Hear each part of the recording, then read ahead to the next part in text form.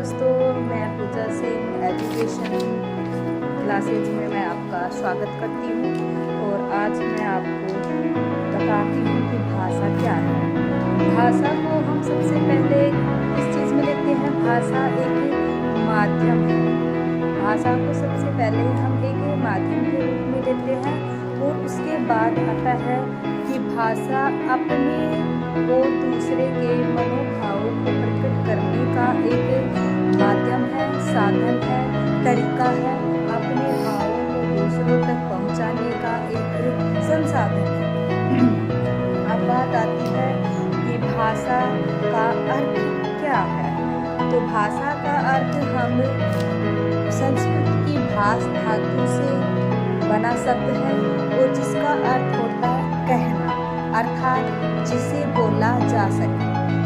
और प्लेटो ने भी अपनी सोफिस्ट ग्रंथ में कहा है कि वक्ता जब ध्वन्यात्मक रूप से अपने विचारों को होठों तक प्रकट करता है और विचार विनिमय करता है तो वह भाषा बन जाती है। और भाषा को हम लोग अलग अलग तरीकों से लेते हैं। अब भाषा की परिभाषा के बारे में बात करें तो भाषा को अलग अलग दृष्टिकोणों ने अपने हिसाब से उजागर किया है, जिसमें पहले आता है कि भाषा को सामाजिक, धार्मिक और भौतिक दृष्टिकोण के रूप में उजागर किया है, जिसमें भाषा को सबसे पहले भौतिक दृष्टिकोण में किया है। तो उसमें कहा जाता है कि भाषा एक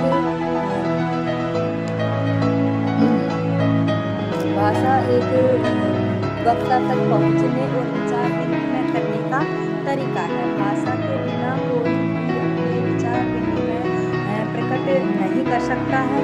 और ये एक अलग बात है कि वो भी भाषा आती है, यानी कि हम लिखित भाषा या सांकेतिक भाषा के रूप में बात कर रहे हैं तो वो भी भाषा का माध्यम होता है। भाषा कितने प्रकार की? भाषा 3 प्रकार की होती है, मौखिक भाषा, लिखित भाषा और एक आता है सांकेतिक भाषा। मौखिक भाषा में हम अपने विचारों का आदान प्रदान मुंह से बोलकर करते हैं और लिखित भाषा में हम अपने मनोभावों या विचारों का विनिमय लिख कर करते हैं। और जब सांकेतिक भाषा का जब सवाल होता है तो हम बिना बोले और बिना लिखे इशारों में सिर हिलाकर हाँ या नहीं, नो या मतलब हाथ हिलाकर बैठो, उठो, खड़े हो जाओ, खड़े रहो, ऐसा मत करो, ऐसा करो, ये अच्छा है, ये बुरा है, ये हम इशारों में बातें करते हैं। जैसे कि हम स्पेशल एजुकेशन की बात करें तो स्पेशल एजुकेशन में चलती है सांकेतिक भाषा। क्यों? क्योंकि मुख बधिरों की कोई भाषा नहीं होती, वो अब संकेत के माध्यम से, यानी कि जैसे कि अभी अंधों को पढ़ाया जाए तो अंधों को हम ब्रेन लिपि के माध्यम से पढ़ाएंगे और बहरों को, यानी कि ये तो है नहीं कि हम चिल्ला कर या जो गूंगे होते हैं उनको पढ़ाएं तो उनको जब बोलना ही नहीं आता तो हमारी भाषा कैसे सीखेंगे। तो उसे हमें एक स्पेशल एजुकेशन का नाम दिया है और स्पेशल एजुकेशन के तहत ही हम उसको सांकेतिक भाषा के माध्यम से बताते हैं। उनके लिए भी यानी कि एक शब्द बोलने के शब्द निहित होते हैं और शब्दों के माध्यम से इशारों से उनको हम समझाते हैं कि ये ऐसा होता है, मल्टीपल क्या होता है, प्लस क्या होता है, माइनस क्या होती है, और बैठना किसे कहते हैं, उठने को क्या कहते हैं, जाना है तो उसको क्या कहेंगे, आने को क्या कहेंगे, टाइम पर पहुंचने को क्या कहेंगे। और जब हमारे पीरियड अलग अलग लगते हैं स्कूल कॉलेजों में तो हम उसका समय निर्धारित करते हैं और जब समय निर्धारित करते हैं तो हमें पता चलता है कि वो सांकेतिक भाषा के माध्यम से कैसे पढ़ाया जाता है। तो ये भाषा का बहुत ही ज़्यादा प्रभाव है कि हम भाषा के द्वारा एक स्थान से दूसरे स्थान पर ट्रैवल करते हैं। तो अगर हमारे अंदर भाषा बोलने की शक्ति नहीं होगी तो हम कहीं भी पहुंच नहीं सकते। क्यों? क्योंकि हमें ये पता नहीं होता कि हमें किस दिशा में जाना है और किस दिशा में नहीं जाना है। तो ऐसे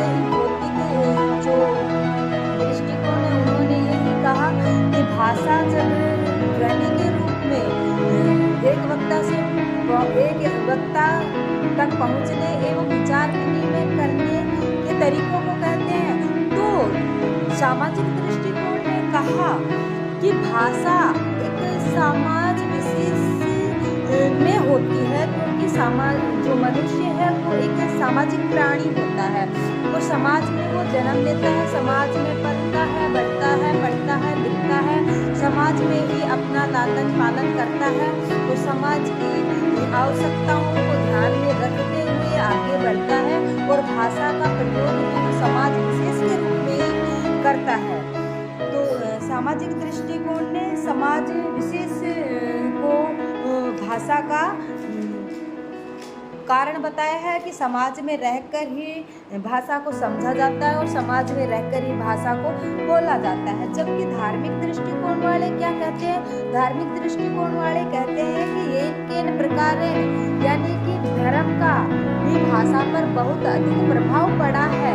भाषा समय समय पर परिवर्तित होती रही है, जैसे कि वेदों में, जैसे कि पाली, प्राकृत, अपभ्रंश और अर्धमागधी, मागधी जैसे ही अलग अलग भाषाओं का या बोलियों का प्रचार प्रसार हुआ, उसी प्रकार धार्मिक दृष्टिकोण का प्रभाव भाषा पर है। इसलिए ही भाषा का परिवर्तन होता जा रहा है।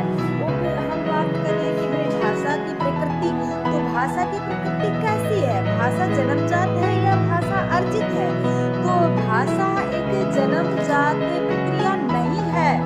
क्योंकि अगर हम बच्चे का जन्म होते ही ऐसे स्थान पर छोड़ देंगे जहाँ पर बच्चे को ना तो कोई बोलने वाला हो ना कोई सुनने वाला हो, जैसे कि एक पहले आती थी एक मूवी या हम कहें कि नाटक मोगली, तो देखा है कि मोगली क्या है? मूक है। वो मोगली इंसानों की भाषा नहीं जानता, क्योंकि वो जानवरों में पला बड़ा है और जानवरों में पला बड़ा होने के कारण वो जानवरों की भाषा को सीखता है, लेकिन इंसानी भाषा को नहीं सीखता।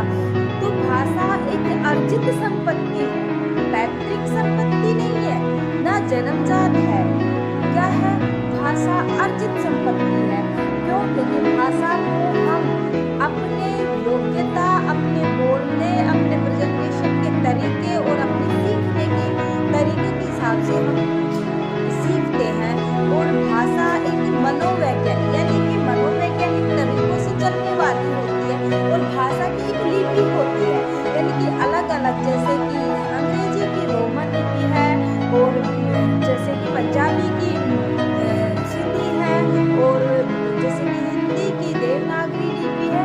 तो इसके अपने अपने नियम होते हैं, अपनी अपनी लिपि होती है और जिस भाषा की लिपि नहीं होती उस भाषा का रूप नहीं होता कोई भी। क्यों? क्योंकि लिपि के माध्यम से भाषा का रूप परिवर्तन होता है। और जो कि हमारी भाषा की एक विशेषता है जो देवनागरी लिपि में होती है कि भाषा जैसी बोली जाएगी वैसी ही लिखी जाएगी। और जो भाषा है वो अलग अलग तरीकों से समय के साथ परिवर्तित होती जाएगी। और हम भाषा की प्रकृति पर कल वाले सेशन में बात करेंगे। और मैं चाहती हूँ कि आज हमारा फर्स्ट सेशन है, तो अगर कोई गलती हुई हो तो हमें माफ़ करें, क्योंकि अभी एजुकेशन के उसमें हमने पहला कदम रखा है कि भाई हमें जो थोड़ा बहुत आता है वो सिखाएं और जो हमें नहीं आता वो आप लोगों से हम सीखें। प्लीज़ कमेंट करके अगर मेरी कोई गलती हो तो मुझे बताना।